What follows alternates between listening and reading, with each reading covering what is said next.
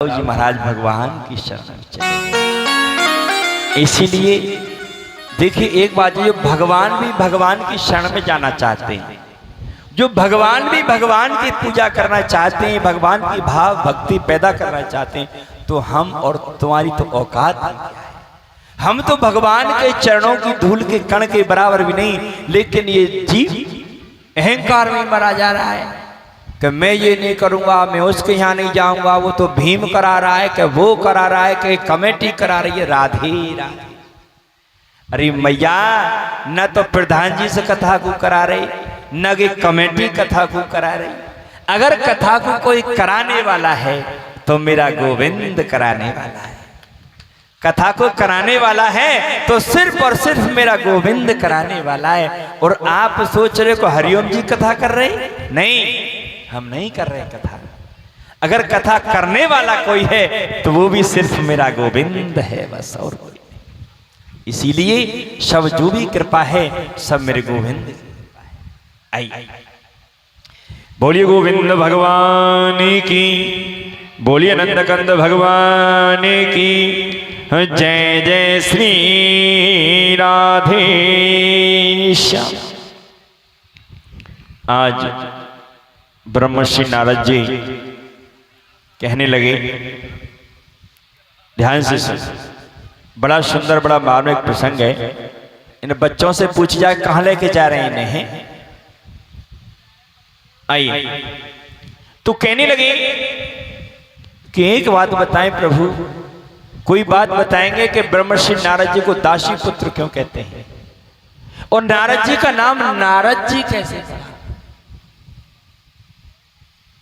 नारद जी का नाम नारद जी कैसे पड़ा?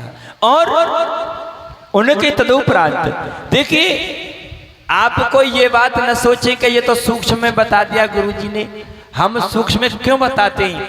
हम इसलिए सूक्ष्म में बताते हैं कि इतनी लंबे लंबे प्रसंग में एक ही बोलते रहे तो और ने पूर्ति कैसे करेंगे? बोलिए गोविंद भगवान की। इसीलिए हम प्रत्येक प्रसंग को सूक्ष्म में लेकर के इसलिए चलते हैं, क्योंकि एक ही प्रसंग पे हम पूरे पूरे दिन बोल सकते हैं। एक ही प्रसंग हम पूरी सप्ताह एक ही प्रसंग में निकाल देंगे, दूसरा प्रसंग प्रारंभ ही नहीं करेंगे। लेकिन नहीं, हमें जो मुख्य प्रश्न हैं वो बोलने पड़ेंगे। अर्थात जो चर्चाएं हैं हमको थोड़ी थोड़ी करके सभी को बोलना पड़ेगा। तो आइए, नारद जी को नारद नाम क्यों पड़ा?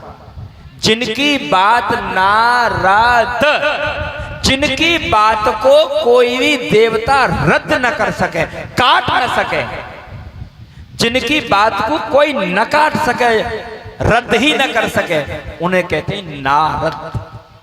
क्या कहते हैं? नारद। अच्छा, अब नारद जी को दासी पुत्र कहते हैं। उन्हें दासी पुत्र क्यों कहा गया?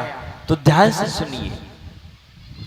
अनायास से ब्रह्मर्षि नारद जी ब्रह्मा जी के यहाँ एक सभा संबोधित हुई, वह में सभी देवतागण पधारे तो सभी को भगवत प्राप्ति हुई।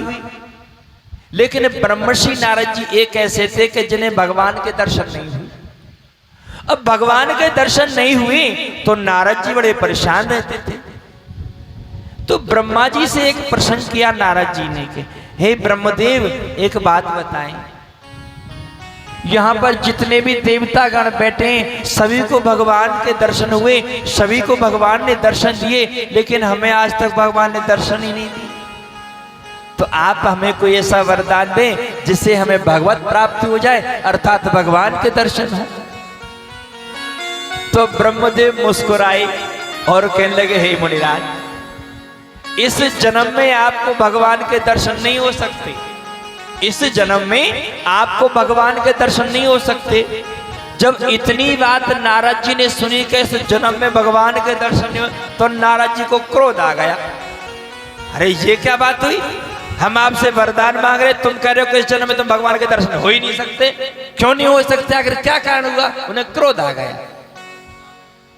तो कहने लगे कि हे मुनिराज, हम ये तो तुम्हें वरदान नहीं दे सकते कि इस जन्म में तुम्हें भगवान के दर्शन हो जाएं, लेकिन हां, यदि आप साधना करें, भगवान का भजन करें, तो तुम्हें अगले जन्म में अवश्य भगवान के दर्शन हो जाएंगे, ये हम तुम्हें वरदान देते। तो नारद जी मुस्कुराए और क्रोध में कहने लगे एक बात बताइए। तो नारद जी कहने लगे एक बात बताओ, हमने अपनी जिंदगी में क्या किया है?